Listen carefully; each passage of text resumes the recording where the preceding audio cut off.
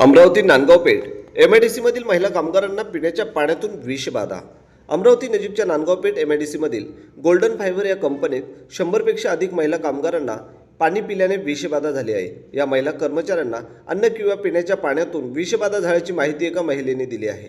या विषबाधेमुळे अनेक महिलांना डोकेदुखी, मलमल आणि उलट्यांचा त्रास उद्भवल्याने त्यांना अमरावती येथील जिल्हा सामान्य रुग्णालयात उपचारासाठी दाखल करण्यात आले आहे। श्री ओलिवकर, अमरावती रुक्मिणीनगर। सर आम्ही फक्त पाणीच पिलो, तिचं नाश्ता वगैरे केला नाही तर उलट्या, संडास, डोकं बिकं सगळं दुखत आहे। हां, काही जण तर लस सिरियस आहे। तुम्ही किती वाजता हा प्रकार घडला ना? 9 वाजतापासूनच झाला, 8-9 वाजतापासून। मग तुम्ही आतापर्यंत हॉस्पिटलमध्ये का नाही आले? नाही, आम्ही तिथल्या गोळ्या घेतल्या ना, एक गोळी दिली, ORSचे पॉकेट दिले आम्हाला, ते थोडं आम्हाला बरं वाटायला लागलं। मग साधारणतः किती महिला आहेत तिथं तर खूप आहे सर। किती लोकांना झालं आतापर्यंत तुमचा अंदाज? अंदाज 100च्या जवळपास आहे तरी। कोणाला जास्त आहे, कोणाला कमी आहे।